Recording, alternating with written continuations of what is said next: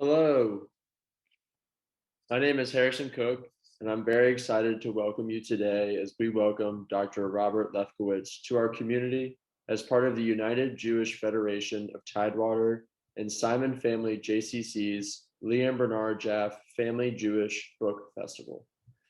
This event is held in coordination with the Jewish Book Council, the only organization in the organized American Jewish community whose sole purpose is the promotion of Jewish books. I would like to take a minute to thank the Lee and Bernard Jaffe family for their generous support of our book festival for many years. We have an incredible lineup this year and couldn't make this happen without their support and that of our patrons of the arts. Thank you all. A few programming notes before we begin. This evening's event is brought to you in a webinar format, so you will be muted throughout the program and you will not be able to see the other attendees. If you have a question, please type it into the Q&A, which you can find at the bottom of your screen. We will try to address as many questions as possible with time permitting. Now, to introduce our guests. Dr. Robert Lefkowitz, physician and renowned biochemist, was born in the Bronx, New York, to Jewish parents Max and Rose Lefkowitz. Their families immigrated to the United States from Poland in the late 19th century.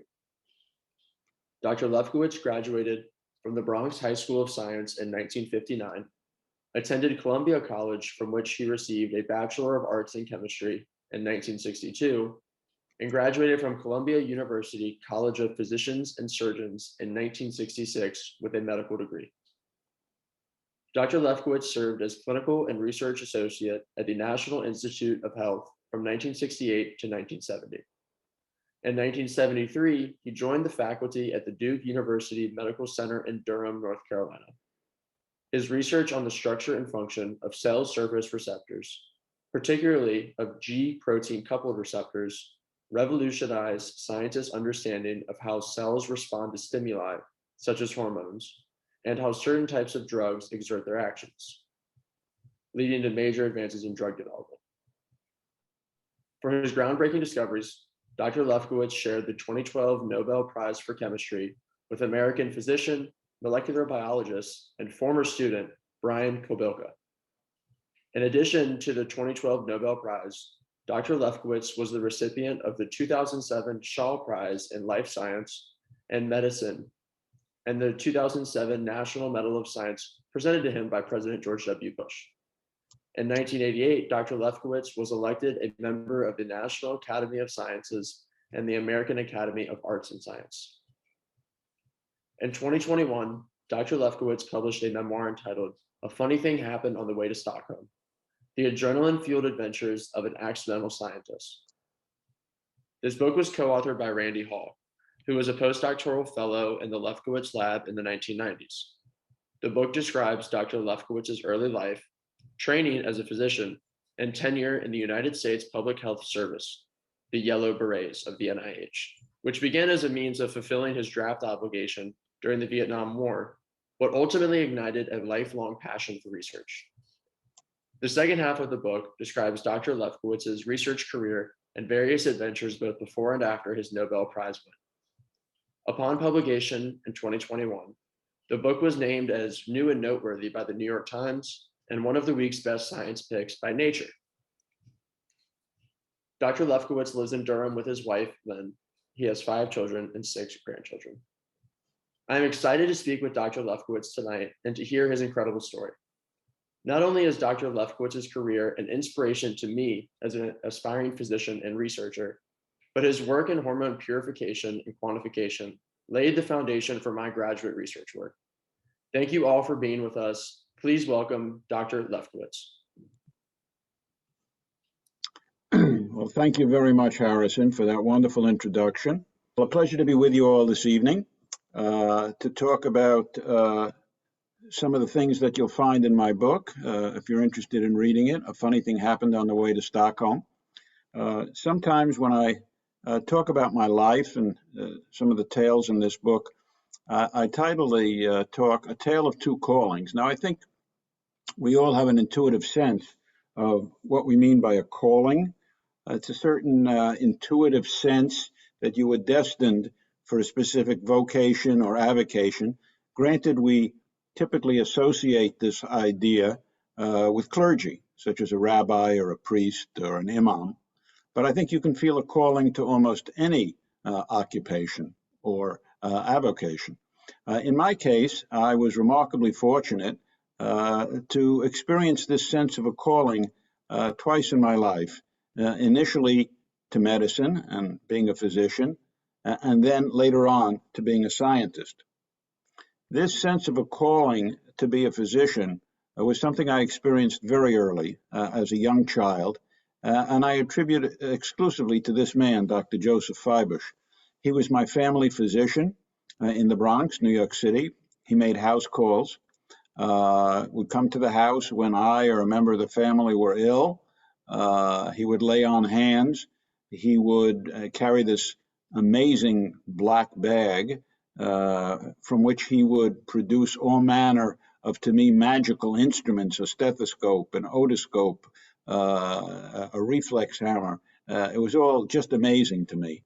And so I had decided by a very young age, certainly by the time I was a bar mitzvah boy, but I frankly think years earlier than this, that I had no purpose in mind long term other than to become like Dr. Feibush and be a practicing physician. I never wavered from that goal.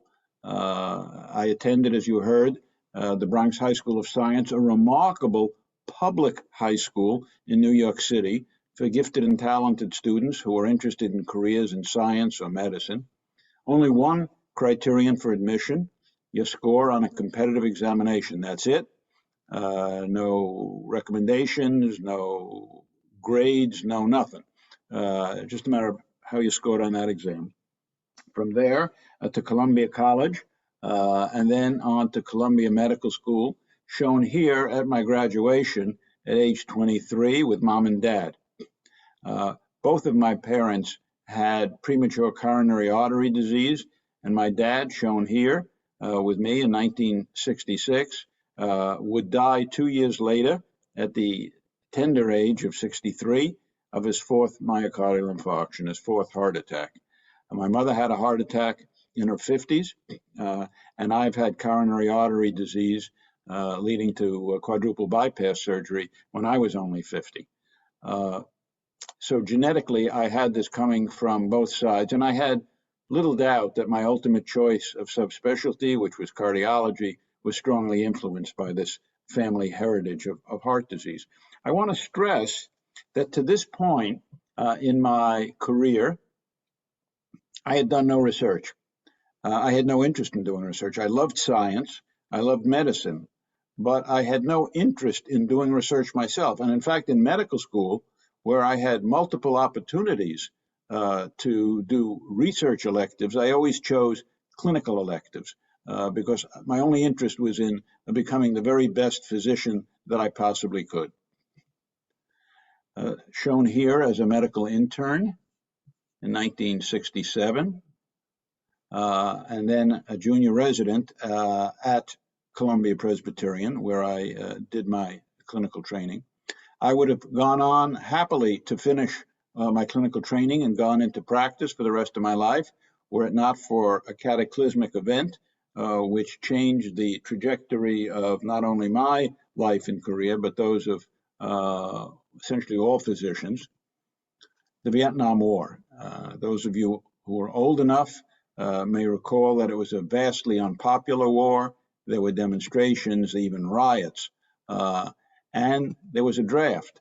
Now, for men over 18, there was what was called a lottery draft. That meant everybody got a draft card and a number, and numbers were chosen at random. If your number came up, you went in and spent 1 or 2 years in Vietnam. If your number didn't come up, you weren't even drafted. But no such luck for physicians. For all physicians during the Vietnam War, there was a doctor draft. That meant everybody was drafted upon graduation from medical school. You were given another year or two deferment to get some additional postgraduate clinical training, and then you went in to either the Army, the Navy, the Air Force, or the United States Public Health Service. And you could pretty much be assured of spending 1 of your 2 years of conscripted service in Vietnam. As I said, it was a very unpopular war. None of us wanted to support it. but there were very few legal ways around being shipped to Vietnam for a year. One of the few was to gain a commission in the United States Public Health Service.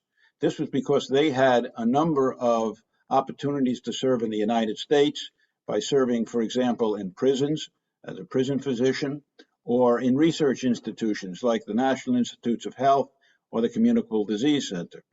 You can imagine how competitive it was, though, to get those commissions in the Public Health Service. I was fortunate that I always stood very high academically, had good recommendations, and so I was able to get a commission in the United States Public Health Service. That's not me, but those were the kind of uniforms we would have worn if we wore uniforms. You heard Harrison refer to the fact that we were somewhat derisively referred to as yellow berets. The technical name for our program was the Associate Training Program at the NIH. But the yellow beret moniker was sort of a sarcastic takeoff on green berets, which of course were our most elite combat troops, yellow obviously implying cowardice. Nonetheless, this initially pejorative moniker, yellow berets, came to be seen as a badge of courage later on because of the amazing things that were done by members of this group. This is me at the NIH in 1968. Where am I here? Right here. And here at the NIH, where I was assigned to do research, I spent 80% of my time in a lab, essentially learning how to do research, and 20% of my time taking care of patients in the clinical center. Remember, I was not here because I was burning to become a scientist. I was here because I didn't want to go to Vietnam, and this just seemed like a much more productive way of spending my two conscripted years. But it was here at the NIH that I experienced something that I had never experienced before, and that is protracted, unmitigated failure. And for the first year or year and a half, really, that I was there, I met with little to no success whatsoever. Despite my very best efforts, I could make no progress with the problem I had been assigned to study. And so after a year, and knowing I would have to make arrangements a year in advance for whatever the next step was for me, I arranged to go up to Boston to the Mass General Hospital to finish my clinical training in medicine and cardiology. As luck would have it, during my second year at the NIH, my project began to show some progress. And by the time I finished up there at the end of 2 years, I had published 2 or 3 papers in good journals, and my career was launched. My mentors, and I had 2 very good ones, really petitioned me and tried to convince me to extend my tour at the NIH because I was making such good progress. But although I was really enjoying it at that point, I was not convinced by any stretch of the imagination that research was going to play any role in my career. And so in 1970, with my wife and by then 3 small children, headed off to Boston to find out what was next. That's me in 1971 as a senior medical resident at the Massachusetts General Hospital.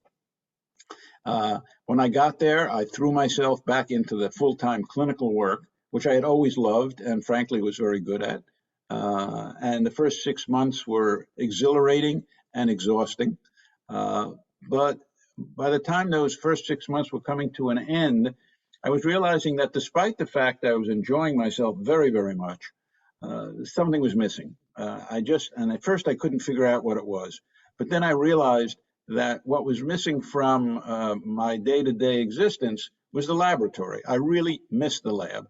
And so it was here in Boston at the Massachusetts General Hospital that I really sort of experienced this second calling, this feeling that, I've got to be doing some research in addition to my clinical work if I'm going to feel fulfilled in my career.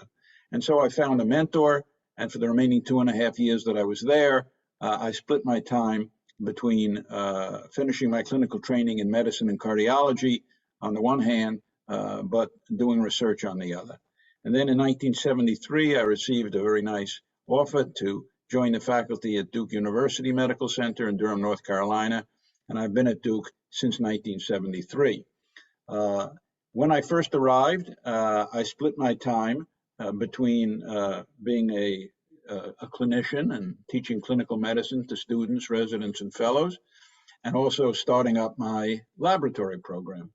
I would say the first year or two that I was there, I probably spent 60% of my time in the lab and maybe 40% in the clinic. But very quickly, as my lab work sort of took off, I found myself spending more and more time in the lab. And I would say within 3 or 4 years, I was spending 80 to 85% of my time in the laboratory and proportionately less in the clinics. That division of labor persisted, I would say, until about a dozen years ago when I hung up my stethoscope for good. And currently, all of my time is spent in the lab, lecturing, and some teaching as well. I'm not going to spend any time during this talk, although I'll be happy to answer questions, talking about what my research was. You can read a bit about that in the book. But as Harrison mentioned, we discovered a large family of what are called drug receptors, hormone receptors.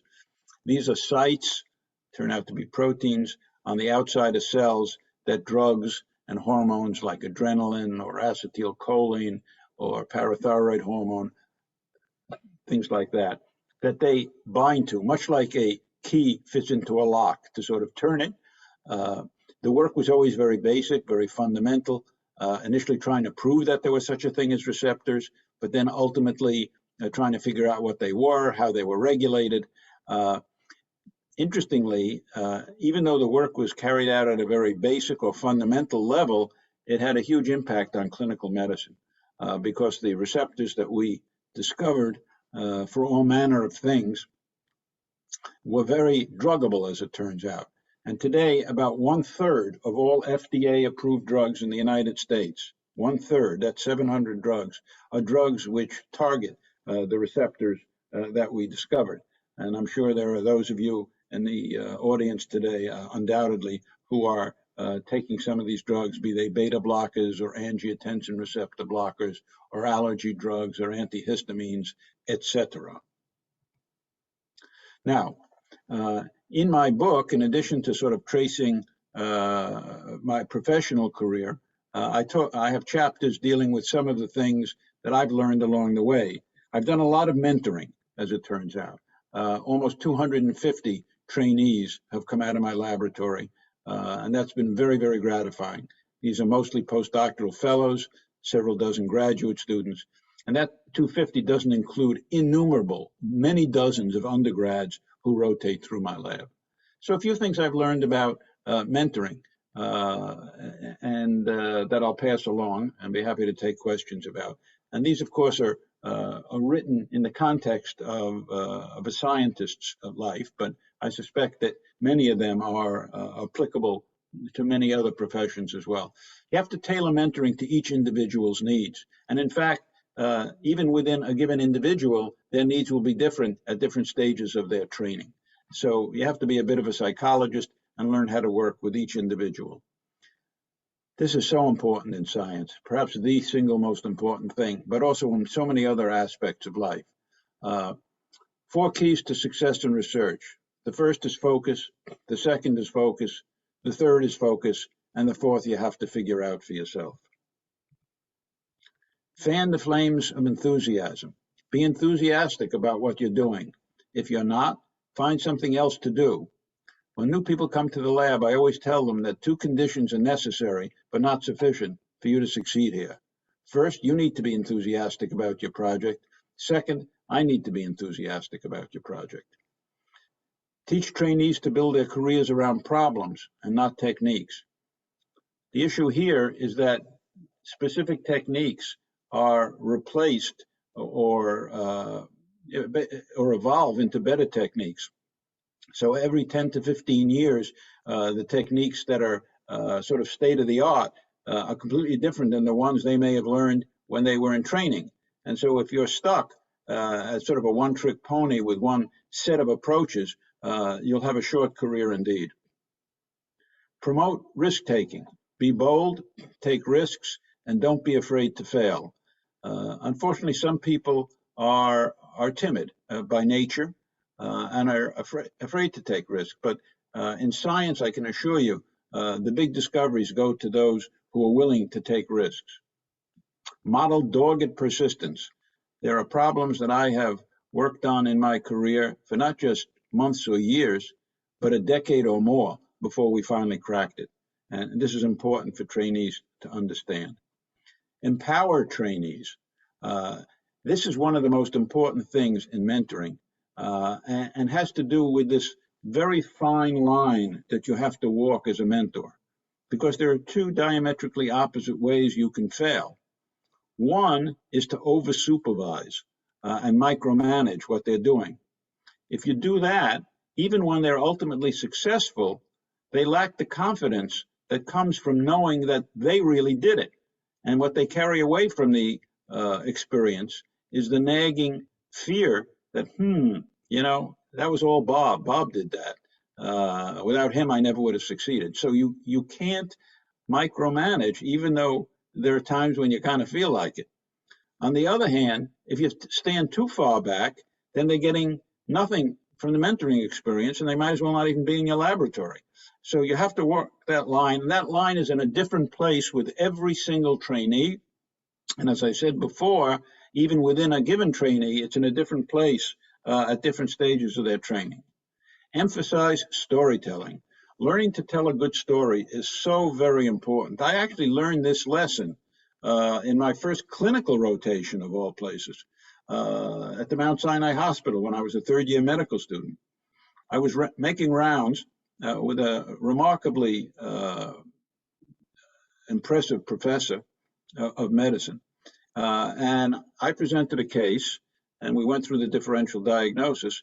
And then he stunned me by saying, "Okay, Mr. Lefkowitz, now I want you to present the case again. You can't change any of the facts, but I want to hear a different story."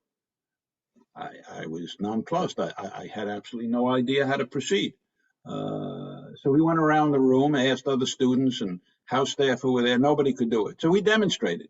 And it was remarkable. He took all the facts, never changed a one, but he told a rather different story by emphasizing different aspects and putting the different elements of the story into a different order. And that led him to a different differential diagnosis, which, by the way, turned out to be the correct one in the end.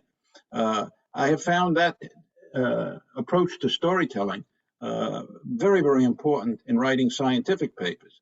The important lesson that he taught us was that data are not a story. A story is something that you, with your own creativity, impose on the data. So storytelling is very important. Laugh and have fun. Try to see the humor in everyday situations. If you have the right attitude, it's all around you. I find that humor is a great prod to creativity, and I try to use it a lot in my lab and other meetings with a generous amount of humor. Don't have time to go into it in detail right now, but I believe that there's a very fundamental link between humor and discovery. Both involve a process of seeing relationships between seemingly disparate things, and in perceiving that which others might not see, either making a discovery on the one hand or seeing the humor in a situation. In that moment, when somebody is saying something that's funny, and you see the link, you get the joke. In that moment, in a sense, you're making a tiny little discovery. And I think that if you can inculcate people with a humorous outlook on life and what they're doing, they're more able to be creative in seeing relationships in data, for example. So I think that in my lab meetings, I try to get people laughing, and when I'm able to do that, I find that they're more creative and the ideas just flow. And of course, respect your own mentors. I still turn to some of my mentors who, believe it or not, I'm 78. The guys who were my mentors at the NIH, one is 90 and one is 88, and I still call them from time to time. Of these, the one of these also that I would emphasize a lot is number 3, fan the flames of enthusiasm. Everybody who works with me comes away with the idea that their project is the most important one to me in the whole lab. And that's not because I'm putting on an act. It's just that in the moment that I'm talking with them, I kind of believe that it is. I've had a number of amazing experiences, some directly attributable to my being a Nobel laureate for the last decade or so, others having nothing to do with that. But I have a whole chapter in my book about a roots trip that I made with several first cousins a few years back to Poland to find the town from which our grandparents emigrated in 1904 after a huge pogrom. This town was named Częstochowa and is in Poland. And it was an amazing experience. We spent about a week traveling around. This is a picture of me outside of what turned out to be a fairly broken down and overrun Jewish cemetery, where we found gravestones of 5 family members, including our great-great-grandfather and grandmother. We, of course, visited several of the concentration camps, which is just an extraordinary experience. There's a picture of me standing in front of a memorial, the Warsaw Ghetto. But this was an amazing trip, had a profound impact on me, and I describe it in some detail in the book. I also have chapters talking about some of the remarkable people that I've met in my career. So I mentioned my time as a Yellow Beret between 1968 and 70, and also how competitive it was to get into that program. Now, they only took about 50 or 75 people a year into the program at the NIH. But listen to this remarkable statistic. Between 1964 and 1972, 10 of us who came out of that program went on to win the Nobel Prize. Now, remember, of the 10 of us, 1 or 2 had a PhD as well as an MD. But for the other eight of us, we had virtually no research experience whatsoever. And yet 10 of us won Nobel Prizes, and many went on to election to the National Academy and other such honors. But even those who didn't win a Nobel Prize went on to remarkable careers. None more remarkable, or should I say, none as remarkable, in my view, as the man shown in this photograph. So this is me in the foreground. Sitting next to me is my very, very good friend, whom I'm sure you recognize, although he's 30 years younger here, Tony Fauci. Tony and I met at the NIH. We were both members of the Yellow Berets in specifically the same class from 1968 to 70. That class, in addition to myself, generated 3 other Nobel laureates and Tony Fauci. And that's just the tip of the iceberg. As you heard, I met President Bush when I received the Medal of Honor some years back. Of course, met President Obama when I won the Nobel Prize. It's a long-standing tradition for the United States president to greet and spend time with all the American laureates when they're on their way to Stockholm in December to receive their prizes. And there were 5 of us in my year, and we were entertained by the president. We had a lovely time with him. As they say, he's totally comfortable in his own skin. And it was just a wonderful time. He, as you know, he likes to use self-deprecating humor. I think it was in his first year in office, he got the Nobel Prize, Peace Prize, before he really had a chance to do anything. And so he said to us at one point that, I really relate to you guys because, as you know, like you, I too am a Nobel laureate. He says, but there's one key difference, he says. You earned yours. So that got everybody laughing. You probably won't be surprised to learn that only one president since Eisenhower has not met with the Nobel laureates, and that was President Trump, who in his 4 years in office met with no Nobel laureates. Of course, I got to meet the King of Sweden when I got the prize. I have a whole chapter on the Nobel ceremonies and the week, or I should say it's more like 10 or 12 days that you spend there, what it's like to get that call from Stockholm, what it's like to be feted over there. I did have one relatively unique experience that I'm sure very few Nobel laureates, if any, have ever had. I was hosting a dinner for my entourage, my family, and a few close friends and colleagues, a couple of nights before the Nobel ceremony and banquet, when my daughter Mara, that's my 4th child, my daughter Mara, who was single. I was there with her serious boyfriend, Eric, and he asked me to step outside the banquet room. He wanted to talk to me. He seemed a little nervous, which was unusual for him. Very confident fellow usually.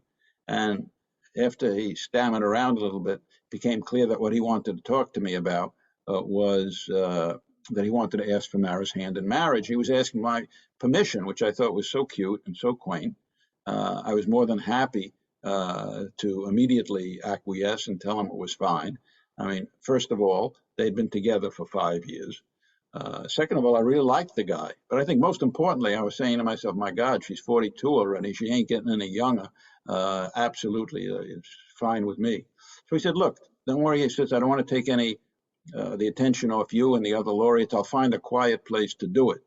Well, quiet place. So we have the award ceremony. We have the banquet for 1,500 people. It's all white tie, by the way. And I describe all this as just amazing. And then about 1,000 of us are in this huge ballroom drinking champagne and celebrating when the following remarkable thing happens. And I can show it to you only because my grandson, Jonah, at the time, about 12 or 13, whips out. Nobody knew this was.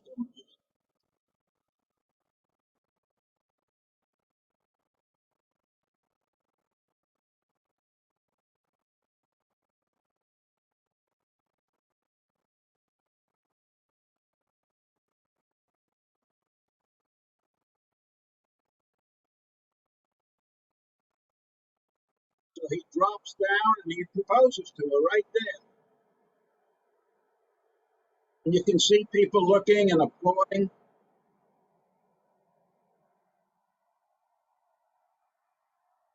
So they got engaged essentially in front of 1,000 people. Meanwhile, the king and queen were standing just I would say, about 150 feet away. King and queen are standing about 150 feet away, and I could see out of the corner of my eye they're watching this whole thing going on. Uh, so shortly after this ends, the king sends his attaché in uniform with epaulets and medals over. He comes over to me and says, the king watched what just transpired here with great interest. Can you confirm what actually happened? And I explained that, yes, this young man has just proposed marriage to my daughter, and she's accepted. So he goes back, and now I'm standing there with my whole family, and he's watching. We're all watching him explain it to the king. And I see the king shaking his head. He's really enjoying the story. He looks over at me, catches my eye, goes like this. So it felt real solidarity watching that happen. It turned out his daughter, the Princess Victoria, who's the crown princess, had gotten married just the year before. So I'm sure he could relate to that. Got to meet Coach K. It was an amazing experience. He called me up the day after I got the call from Stockholm and said, I'm sure you've all heard of Coach K, the winningest coach in history of men's NCAA basketball. He said, Bob, and I didn't know him personally at that point, although I had been a season ticket holder for, God, back going into the 70s. He says, look, he says, I really relate to what you've accomplished. He says, I brought Duke our very first NCAA sports championship. Now you've brought the university its very first Nobel Prize. Wanted to come down to Cameron Indoor Stadium where the team plays and be honored, which I did the following week. They gave me my own jersey with the number 1, and it was an amazing experience.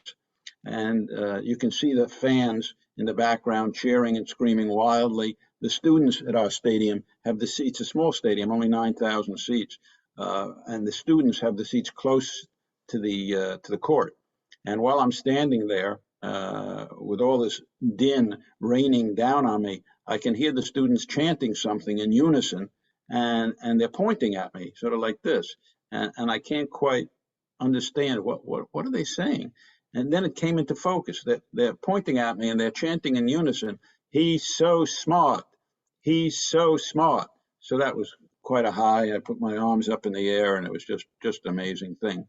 Uh, Another thing I got to do, which not unique to me, but Nobel laureates often get asked to throw out the first pitch at a baseball game, and we have a AAA minor league team of some note in Durham called the Durham Bulls. There was once a movie by that name, and so a ceremony was held the summer after I got the prize, in which I was honored and given a key to the city. And shown in this photograph at the ceremony is the team mascot, Wool E. Bull, myself, Victor Zhao, who was the CEO of the medical center at the time, and the long-term mayor of the city, Mayor Bill Bell. Fortunately, I was given about 2 months' notice that this would be happening. And I am a perfectionist in all things. So I decided to immediately try to hone my skills for the big event. And it was a good thing, too, because when I first started practicing, I could barely throw the ball 60 feet. And on those few occasions where I did throw it 60 feet, it was completely wild. But I practiced and practiced. My granddaughter, Maya, in San Francisco, who I visited, was a pitcher for her high school team. She gave me some tips. The week before the big event, I called the Duke varsity pitching coach, and he worked with me so I would learn how to throw off the mound and not just on the flats. And then, of course, the big day arrived, and now it was time to find out. There are no mulligans here. You only get one shot at it. Meanwhile, the kids in the lab kept sending me these horrible video montages of, 10 worst first pitches ever thrown. I mean, just horrifying. But anyway, here it was. It's time to do it. And I want you to watch what happens. Now, it's hard to follow the ball, but just try to watch where the catcher catches it.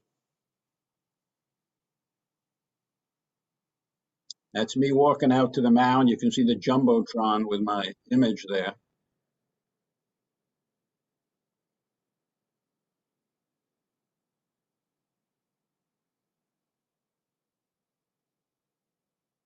Perfect strike, if you saw that. He caught it right in the breadbasket there. And that was followed quickly by one of the most wonderful moments of my entire life. The catcher came out, as they do. He put the ball in my mitt, looked me in the eye, and said, quote, "Doc, that was one hell of a throw." And I can tell you it doesn't get much better than that. I got to meet these two retired rockers. On the left, that's Peter Gabriel. On the right, that's Sting, if you didn't recognize them. And you may be saying to yourself, why in the world a Sting and Peter Gabriel kneeling in seemingly respect and homage to Dr. Lefkowitz? What could that be about? I'm not going to tell you. If you're interested enough, you can read that in the book. I think you'll find it interesting. Last thing I want to tell you, I want to conclude with this, is to give you just a piece of advice. If there's anybody in the audience, perhaps Harrison, who aspire to win a Nobel Prize themselves. This is an actual figure from an actual article that was published in the New England Journal of Medicine. Ironically, it was on the day that I got the call from Stockholm, October 10th, 2012, but I didn't learn of the article until almost a year later. It's entitled Chocolate Consumption, Cognitive Function, and Nobel Laureates. And what it purports to show is the following. On the x-axis is the chocolate consumption in kilograms per individual per year, plotted against the number of Nobel laureates in that country per 10 million population. Each country is represented by their flag, and you can see that there is an extraordinarily highly significant correlation. The more chocolate that's consumed, the higher the number of Nobel Prizes, with the exception of Sweden, which you can see up here, which seems to be getting more prizes than they deserve based on their chocolate consumption, which of course immediately raises the question whether they're showing themselves some favoritism. But so why am I talking about this? Well, here's a true story for you. I have been a devotee of dark chocolate, usually about 75%, for all of my adult life. And for decades, it was my custom, I'd say a couple of times a week, to have 2 small squares of dark chocolate a couple of times a week. And I love that. But then, God's honest truth, the summer before I got the prize, this would have been the summer of 2012, I announced to my wife that, here I am, I'm almost 70 years old. I'm doing very well with my coronary artery disease. My lipids are great. My weight is great. Everything's great. Why do I limit myself to twice a week on this chocolate? I'm going to start eating it every day. She said, you should. You deserve it. And so, sometime in either July or August of 2012, I began eating 2 squares of dark chocolate 7 nights a week. In fact, when we finish this little talk this evening, and when we're all done, I can assure you that one of the first things I'll be doing is eating my chocolate. Now, why am I telling you that? Well, the fact is, 2 months after I made this switch from twice a week to every day, I won the Nobel Prize. So what can one conclude from that? Well, I think there are at least two deductions. The first is that the phenomenon is clearly dose related. That is to say, there's a threshold dose, which I only exceeded when I went to daily consumption. But perhaps more importantly, and even more strikingly, the effect is clearly very rapid. Obviously, the chocolate is very rapidly acting because within 2 months of increasing the dose, I won the prize. So I just point that out for people, especially like you, Harrison, who still got plenty of time to eat chocolate and win Nobel Prizes. Anyway, that's just a sampling of some of the material and stories that you'll find in my book. A funny thing happened on the way to Stockholm, and you can get it on Amazon or anywhere else. So on that note, I'm going to conclude. I'm going to stop sharing my screen. And I'll be happy to take questions, discuss things, whatever. Thank you so much for that presentation, Dr. Lefkowitz. I will say, after reading that part of your book about the chocolate, I immediately went to the store to fuel my research and hopefully get some more grants and prizes awarded to me. Well, I think I give it a little time, but it shouldn't take long. That's what I'm hoping for. So we don't have any questions in the chat right now, but I'd love to get some started. So in reading the book, I noticed a recurrent theme that you also touched on during your presentation, that research and medicine in general often lead reams of data, which comprise the raw materials for which rational stories must be fashioned to explain how the world works, which I loved. And you also provide examples of how this philosophy was important to your career as a physician, and it appears to be relevant to your personal life as well. And in the modern world, we are seemingly subject to more data than ever from sources of varying reliability, and that can be nauseating for some people. And so, what I want to ask you is, should we all work, no matter our profession, to develop the skill of crafting rational stories to explain how our world works? And if so, what are some strategies for developing this skill? That's a wonderful question, Harrison. I don't know that there's a simple answer to it. I think the biggest problem we have is misinformation and disinformation. With the internet, there is just so much false, even crazy information out there. And I experienced this with some of my kids who call me up with the most fantastical stories that they've just read. And it really is shocking. So the first thing is that people have to somehow learn to evaluate sources. Now, for somebody like me, who's a scientist and a physician, I mean, that's pretty straightforward. But I think people tend to think that if they read it anywhere on the internet, it's true.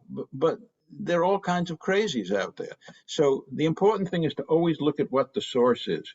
And I think, the best thing you can do is try to look for sources that track back to a reputed medical journal.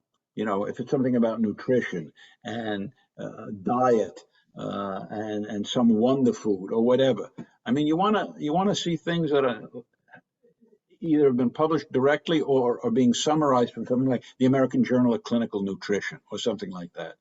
Similar other sources. So I think learning how to evaluate sources is an important thing.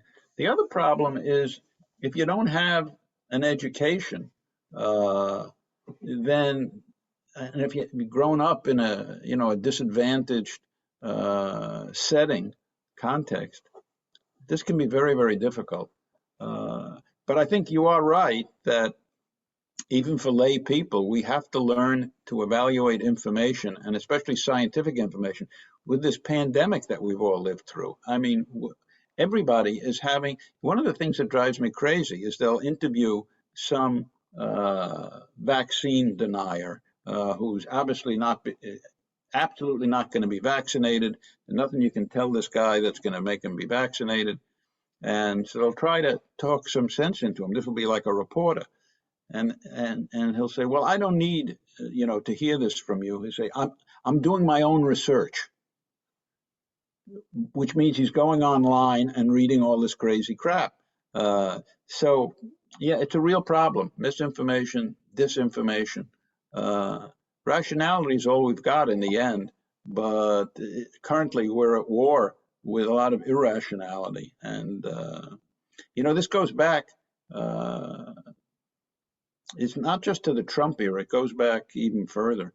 In 2012, when I won the prize, if you go to the Nobel website and look up my name, you can look up the so-called banquet speech that I gave. So one person from each prize category has to give a 5-minute talk at the banquet. And so I was doing that. And in the talk, I spoke about I said, one of our political parties in the United States is basically anti-science, doesn't believe in vaccines, doesn't believe in using stem cells for research, and on and on and on. I didn't name the party, by the way, but of course I was talking about the Republican Party. And then here we are 10 years later, and this has grown even much worse. So, yeah, I think it behooves everybody to try to apply rationality and evaluation of facts, and most importantly, evaluation of sources to everything they read. Yeah, I couldn't agree more. That was very well said, and it is definitely challenging, I think, for people that haven't been put in that academic or academically equivalent setting where someone has taught them how to evaluate sources and taught them how to construct rational arguments. But it's definitely something that we can all work on, no matter our level of education, Absolutely. lifelong Absolutely. learning. Right. Um, Something else that really stuck with me when I read your book was after you became faculty at Duke, and you began, you started your lab, and your lab started making serious headway, and you gained some notoriety in the science community. You had to learn how to say no, and to avoid the pitfall of what you call the bigger, better deal. And your career, to me, really exemplifies the importance of being decisive and striking while the iron's hot. But this part of the book really highlights that your approach is much more nuanced than just go, go, go. You were able to see that you had a very good thing going at Duke, and you didn't risk giving up for a larger paycheck or a more glamorous title. And I was curious, what were some key factors that allowed you or influenced you to turn down so many offers? And what about your position at that time gave you the comfort to know I'm in the right place? And how can that be translated to people whose lines of work maybe are, and one thing about science and the science community is that your title and those things are very formalized and very scaled as you move up. But for other people, those things are much more fluid and maybe harder to quantify. So I just wanted to hear from you kind of some factors that you look for to know I'm in the right place at the right time.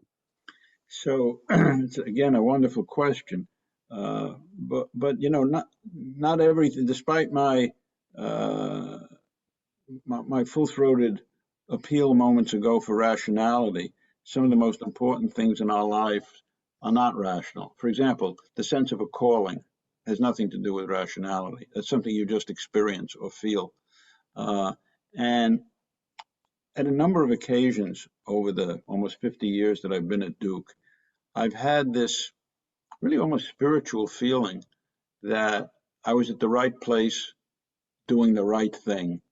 If you were a a religious person, you'd say, I'm right where God wants me to be, and I'm really doing what I was made to do.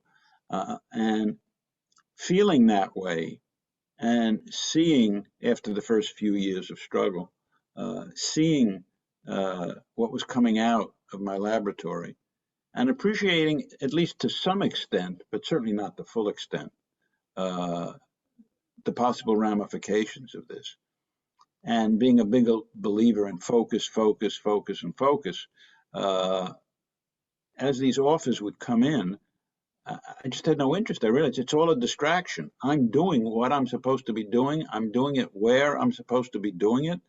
And I'm just not interested. And in the book, as you know, there are some amusing stories about saying no. I mean, one about where I was invited seemingly to give a seminar at the University of Iowa, a very distinguished chairman of medicine there.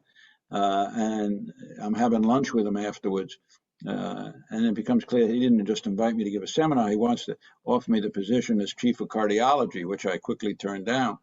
And then, a few minutes later, he offers me chief of endocrinology. And after I turn that down, he says he's starting a new division of clinical pharmacology. Why don't I be the founding chief of that division? I turned that down. So I now turned him down 3 jobs in the course of half an hour. He says, well, what do you want to be chief of? I said, I don't want to be chief of anything. I just want to go back to my lab and do what I'm doing. The first chair that I was offered was at Duke. I was 33 years old. I had come to Duke at age 30. So at age 33, the dean calls me in and offers me the chair of the pharmacology department. And for a 33-year-old guy to look the dean in the eye and say, I ain't going to do it, fortunately, I had a certain strength of character, I guess, that I was able to stick with that. But there are other funny stories in the book about saying no. That you remember the one about my trainee who I was always asking to cover rounds for me. And one time I asked him to cover for a week because I had to go to Europe. He said he wouldn't do it. He had never turned me down before. And I wheedled, I cajoled, I twisted his arm every way that I could. And still, he said, I can't do it, Bob. I got a grant due, etc. I said, come on. I said, you got to do it, John. I really need your help. And he said, but Bob, when I was your fellow, you always taught me you got to learn to say no. Right. To which I replied, yeah, but not to me. So anyway, there are a lot of stories about that. But yeah, it's funny. I've often told people that throughout my career, sometimes I felt I had a better sense of what I didn't want to do than what I did want to do. But as these offers would come along, I just would find myself turning them down. And again, as I think I talked about in the book, it's sort of at the height of my career, probably in my 50s, when I was getting more job offers than I knew. I mean, I knew I wasn't interested in anything. So I had drawn up 3 different letters that my secretaries would use when I got a job offer. I call them the A letter, the B letter, the C letter. The C letter would go if I got an invitation to come be the head of biochemistry at Podunk U. That letter would go out 24 hours later, thank them effusively for the offer, but tell them I'm not interested. Letter B would go out if it was a somewhat, mid-tier school, maybe a little more prestigious. There, I'd wait maybe a couple of days before I would answer, so it wouldn't look like I was, just sort of tossing it out, without even thinking about it. And then I would even thank them even more effusively and tell them I'm honored, they thought of me, but I'm not interested. Then there was the A letter. That was when I would get an offer or from something like Harvard or Princeton. That I would wait a week. And then that letter would say something, I'm so honored, I can't believe it. I've been agonizing all week about this amazing offer you're making. But still in all, for personal reasons, I can't consider it. So I had these letters, and depending on what the job was, they would get one letter or the other. Yeah, I thought that part of the book was quite comical and and very strategic, honestly. Right, yeah, it was strategic. Yeah. So I think we have time for one more question. And this is something that you touch on later in the book and you touched on in your presentation as well. at the end of your book, you highlight that your family, like many of our families, is descendant of refugees from the Holocaust and various other pogroms, and have gone on to live incredibly rich and full lives. And you hypothesize that this is almost motivated by a this history is a motivation to extract every bit out of life. And your career and personal life are clear exemplars of seeking to extract every bit out of life. So, considering your career, the observations and hypotheses that you've made about your family, and the fact that at least 20% of all 900 Nobel Prize winners since the award's inception are Jewish, do you think that your Jewish upbringing and identity influenced your personal and or professional career? And if so, can you elaborate on how? Yes, I think very much so. Uh, I think there is a real tradition in Judaism of scholarship. I mean, studying Talmud, having Talmudic debates, dialectical discussions, is just, it's part of the whole fabric of our culture. And I think this explains why so many Jews have won Nobel Prizes, have gone on to extraordinary careers in the professions, in finance and law. And there's no doubt in my mind that my Jewish upbringing was a part of that. Uh, of course, many of us, when our grandparents or parents came over, in my case, grandparents, they had very meager resources. But, I was always hearing stories about family left behind in Europe. There are a number of distinguished rabbis in my family. Of course, many of these people died in the Holocaust. But I very much think that the Jewish tradition of scholarship and reading and books has a lot to do with that. I also think, at a more biological level, that's sort of the nurture part, but there's also the nature part. I think the Eastern European Jewish community was a very inbred community. I think, say what you will, the average IQ of people descended from that population is very high. Uh, as a child, I was a voracious reader. I think in the book I talk about the fact that I would fake illnesses in grade school and junior high so I could stay home from school, and I would sit myself down on the couch with a stack of books, and I would read all day. And I would cart home the maximum number of books from the library.